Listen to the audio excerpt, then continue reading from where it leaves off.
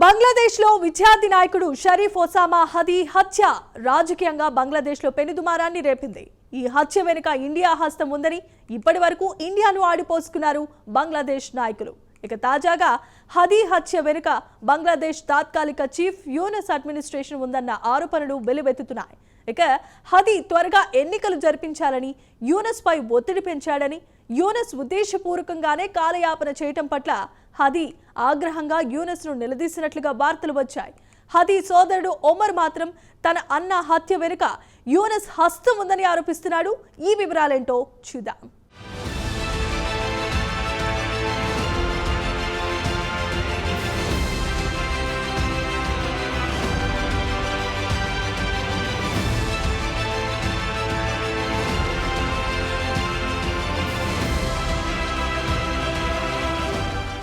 బంగ్లాదేశ్లో విద్యార్థి నాయకుడు షరీఫ్ ఒసామా హదీ హత్య పెనుదుమారాన్ని రేపిన విషయం తెలిసిందే. ఇక ఈ హత్య వెనుక ఇండియా హస్తం ఉందన్న ఆరోపణలు బలంగా వినిపించాయి. హాదీని హత్య చేసిన వారు ఇండియాకు పారిపోయారని, ఇండియా హాదీ హంతకులకు ఆశ్రయం కల్పిస్తోందని ఇండియాపై లేనిపోని ఆరోపణలు బంగ్లాదేశ్ నాయకులు, విద్యార్థులు గుప్పించారు.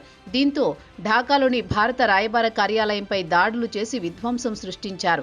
బంగ్లాదేశ్లో ఎన్నికలు వాయిదా వేయాలనేదే అసలు లక్ష్యమని ఒసామా సోదరుడు ఒమన్ బంగ్లాదేశ్ తాత్కాలిక చీఫ్ మహ్మద్ యూనుస్ పై ఆరోపణలు గుప్పిస్తున్నాడు. యూనుస్ ప్రభుత్వం హాదీని చంపించింది. కాగా హాదీ ఫిబ్రవరిలో ఎన్నికలు జరిపించాలని యూనుస్ పై ఒత్తిడి పెంచాడు. అధికారులు వెంటనే హాదీ హత్య కేసు విచారణను వేగవంతం చేయడమే కాకుండా ఎన్నికలు సజావుగా జరిగేలా చర్యలు తీసుకోవాలని ఒమర్ ప్రభుత్వాన్ని డిమాండ్ చేశాడు.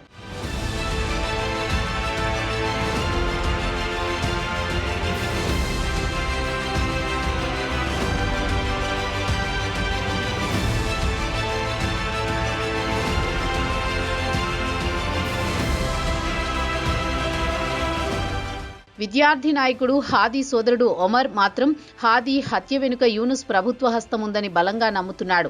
యూనుస్ ఉద్దేశపూర్వకంగానే ఎన్నికలు వాయిదా వేయించాలని, హాదీని హత్య చేయించాడని ధ్వజమెత్తుతున్నాడు. ఇదిలా ఉండగా విద్యార్థి నాయకుడు షరీఫ్ ఉస్మాన్ హాదీ బంగ్లాదేశ్ మాజీ ప్రధాని షేక్ హసీనాను గద్దెదించడానికి ఇంక్విలాబ్ మంచ్ను ఏర్పాటు చేశాడు. మాజీ ప్రధాని షేక్ హసీనా ప్రభుత్వ ఉద్యోగాల్లో కోటా సిస్టమ్ను అమలు చేయడాన్ని విద్యార్థి సంఘాలు తీవ్రంగా వ్యతిరేకించాయి. బంగ్లాదేశ్, పాకిస్తాన్ యుద్ధంలో పోరాడిన మిలిటరీ కుటుంబ సభ్యులకు ఉద్యోగాల్లో కోటా ఇవ్వడాన్ని విద్యార్థి సంఘాలు, విద్యార్థులు, ప్రజలు కూడా తీవ్రంగా వ్యతిరేకించారు. ప్రభుత్వానికి వ్యతిరేకంగా చిన్నగా మొదలైన ఉద్యమం క్రమక్రమంగా ఊపందుకుంది. అది హింసాత్మకంగా మారిపోవడం విద్యార్థుల ఉద్యమాన్ని హసీనా ప్రభుత్వం ఉక్కుపాదంతో అణిచివేసింది. పోలీసుల కాల్పుల్లో సుమారు 1400 మంది విద్యార్థులు ప్రాణాలు కోల్పోయారు. ఆ తర్వాత విద్యార్థులు ఉద్యమం తీవ్రతరం చేయడంతో బంగ్లాదేశ్ మొత్తం స్తంభించిపోయింది. షేక్ హసీనాను బంగ్లాదేశ్ ఆర్మీ బలవంతంగా రాజీనామా చేయించి న్యూఢిల్లీకి పంపింది. గత ఏడాది ఆగస్టు నుంచి ఆమె ఇండియాలోనే ఉంటున్నారు. మోదీ ప్రభుత్వం ఆమెకు గట్టి భద్రత కల్పించింది.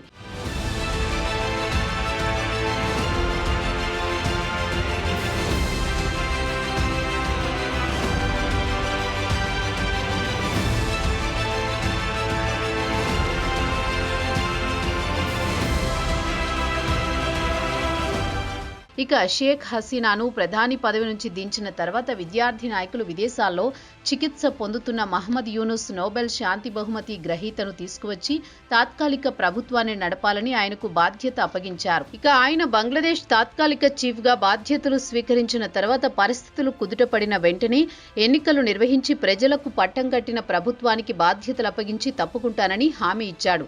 కానీ తాత్కాలిక చీఫ్ గా బాధ్యతలు తీసుకుని ఏడాది దాటినా ఆయన ఎన్నికల ఊసే ఎత్తడం లేదు.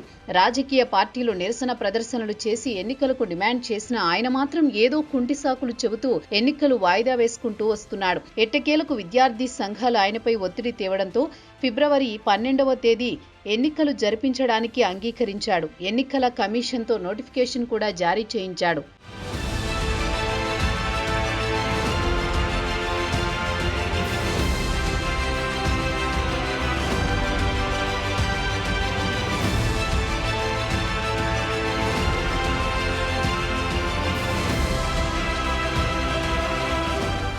ఎన్నికల కమిషన్ నోటిఫికేషన్ విడుదల చేసిన వెంటనే విద్యార్థి నాయకుడు షరీఫ్ ఉస్మాన్ హాదీ ఎన్నికల ఏర్పాట్లు చేసుకోవడంలో బిజీ అయ్యాడు. అసలు విషయానికొస్తే విద్యార్థి సంఘాలు ఏర్పాటు చేసుకున్న రాజకీయ పార్టీని రద్దు చేశాడు యూనుస్. దీంతో హాదీ ఇండిపెండెంట్ గా బంగ్లాదేశ్ పార్లమెంటుకు పోటీ చేయాలని నిర్ణయించాడు.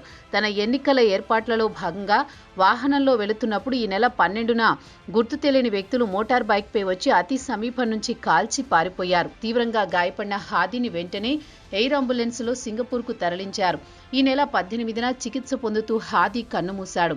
ఒసామా హాదీ హత్య తర్వాత రాజధాని ఢాకాలో బంగ్లాదేశ్లో హింసాత్మక సంఘటనలతో అట్టుడికిపోయింది. నిరసనకారులు బంగ్లాదేశ్కు చెందిన 2 వార్తాపత్రికలను తగులబెట్టారు. పనిలో పనిగా హత్య వెనుక ఇండియా హస్తముందని పెద్ద ఎత్తున ప్రచారం చేశారు.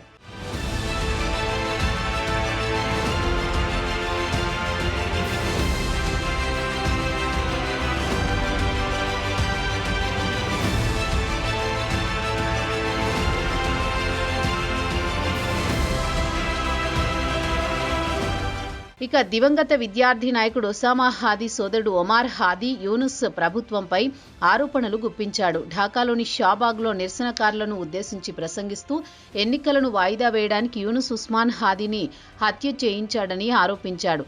యూనుస్ ప్రభుత్వంపై తీవ్రస్థాయిలో ఆరోపణలు గుప్పించాడు.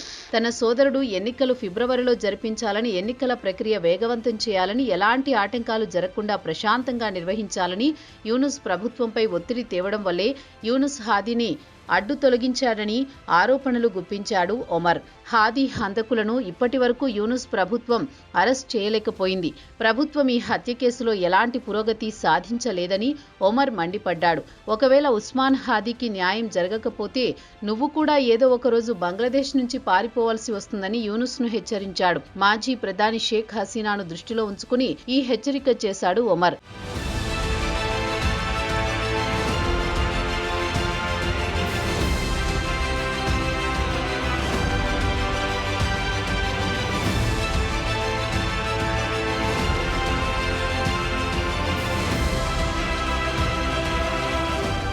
తన సోదరుడు హాదీ ప్రభుత్వానికి విదేశీ శక్తుల ఒత్తిడికి లొంగలేదని ఒమర్ చెప్పాడు. ఇదిలా ఉండగా బంగ్లాదేశ్కు చెందిన డైలీ స్టార్ కూడా ఉస్మాన్ హత్య వెనుక భారీ కుట్ర ఉందని ఇంక్విలాబ్ మంచ్ సభ్యుడు సెక్రటరీ అబ్దుల్ అల్ జాబెర్ ఆరోపించాడని డైలీ స్టార్ వెల్లడించింది. గత ఏడాది జూలైలో సాధించిన విజయాలను దెబ్బతీయడానికి, బంగ్లాదేశ్ సార్వభౌమత్వాన్ని నాశనం చేయడానికి పన్నిన కుట్రలో భాగంగానే ఉస్మాన్ హాదీ హత్య జరిగిందని ఆరోపించాడు. హత్య వెనుక అంతర్జాతీయ గూఢచర సంస్థలతో పాటు దేశంలో పనిచేస్తున్న కొన్ని ఫాసిస్టుల హస్తం ఉందన్నారు. అంతర్జాతీయ ప్రమాణాలు కలిగిన దర్యాప్తు సంస్థ ద్వారానే హంతకులను ప్రజల ముందు హాజరుపరచాలని జాబర్ ప్రభుత్వాన్ని డిమాండ్ చేశారు. అలా చేయని పక్షంలో తమ నిరసనను ఉధృతం చేస్తామని జాబర్ ప్రభుత్వాన్ని హెచ్చరించారు.